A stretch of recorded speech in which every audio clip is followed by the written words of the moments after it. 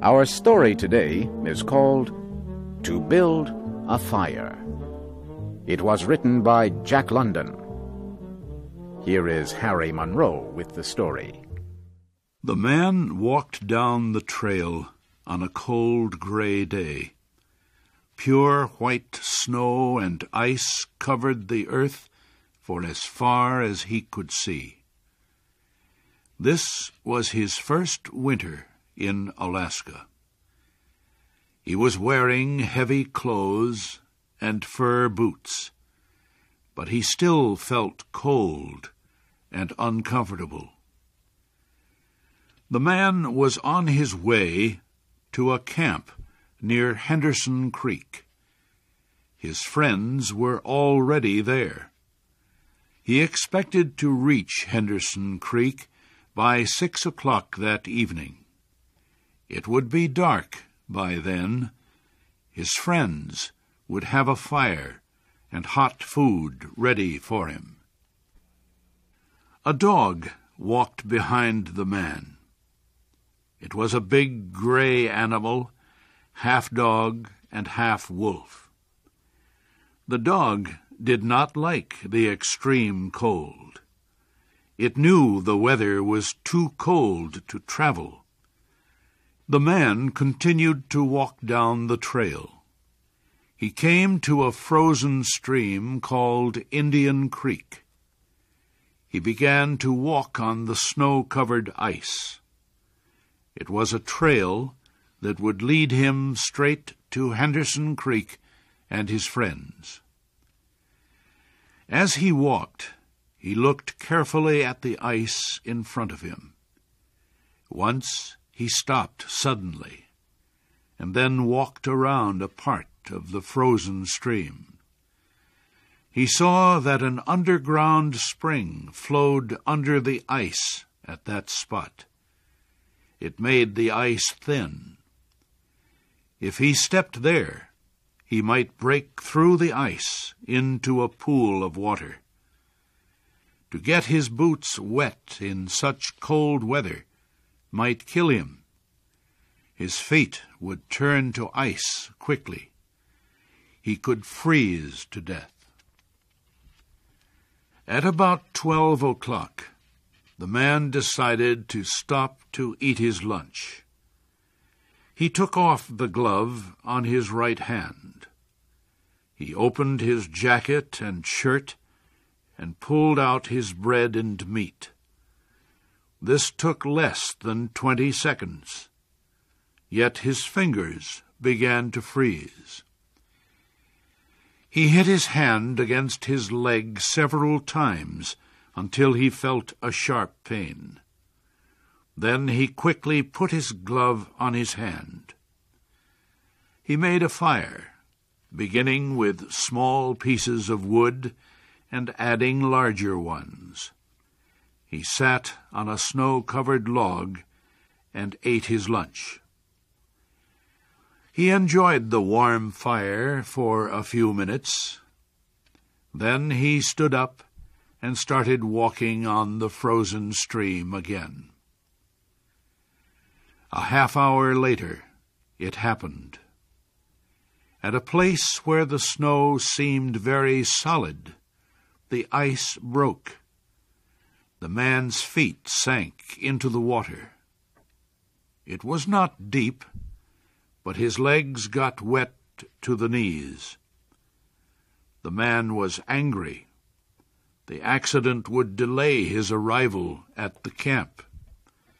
He would have to build a fire now to dry his clothes and boots. He walked over to some small trees.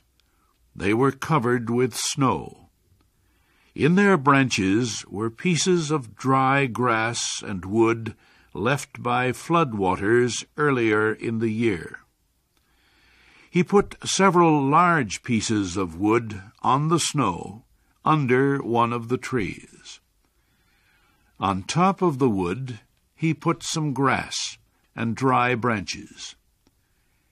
He pulled off his gloves, took out his matches, and lighted the fire. he fed the young flame with more wood. As the fire grew stronger, he gave it larger pieces of wood. He worked slowly and carefully.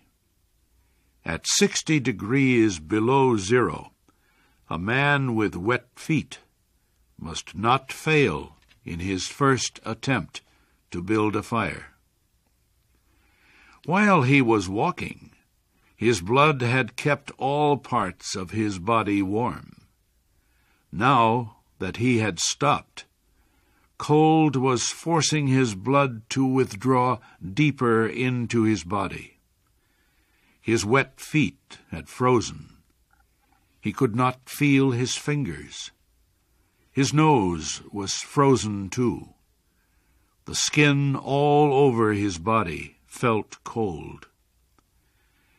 Now, however, his fire was beginning to burn more strongly. He was safe. He sat under the tree and thought of the old men in Fairbanks.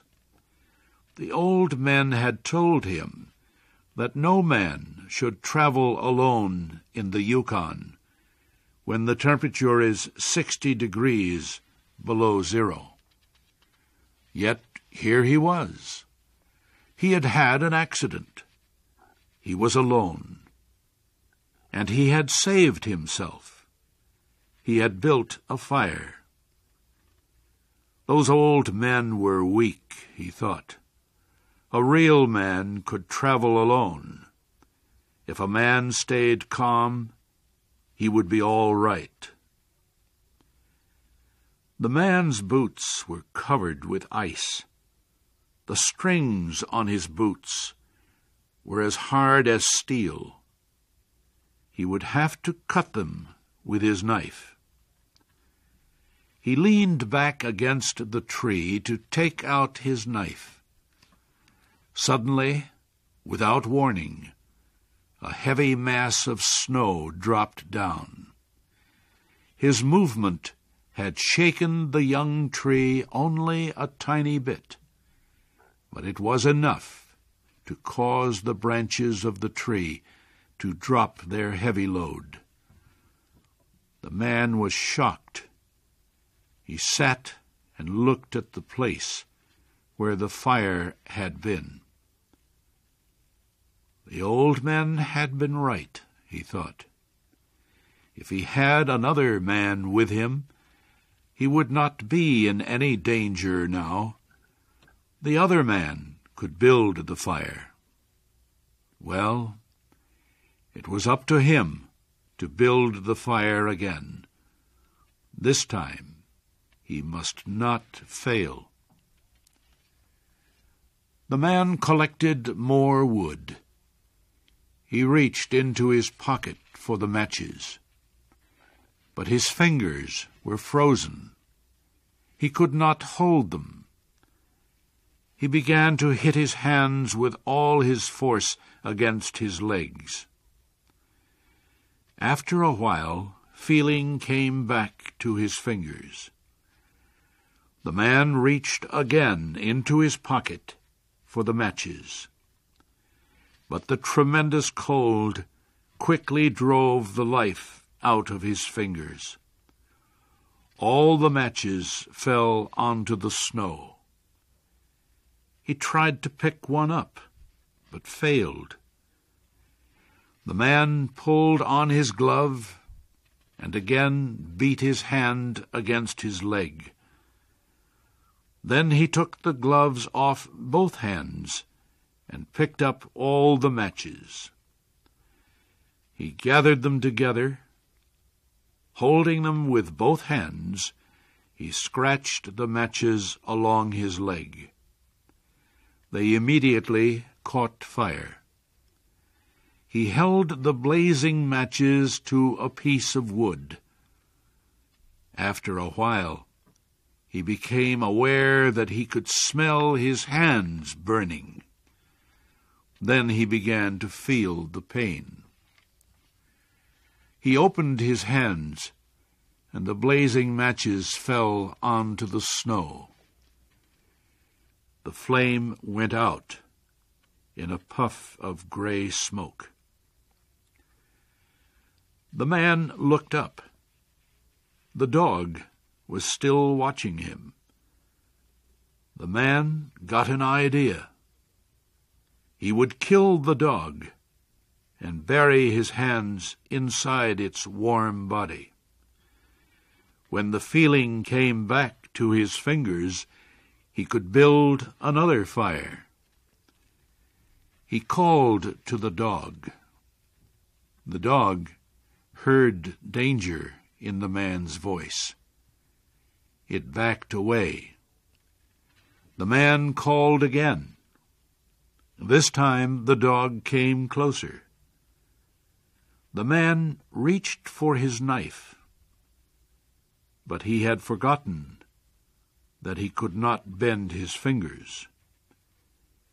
He could not kill the dog because he could not hold his knife. The fear of death came over the man. He jumped up and began to run. The running began to make him feel better.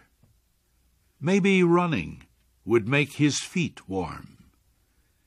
If he ran far enough, he would reach his friends at Henderson Creek. They would take care of him.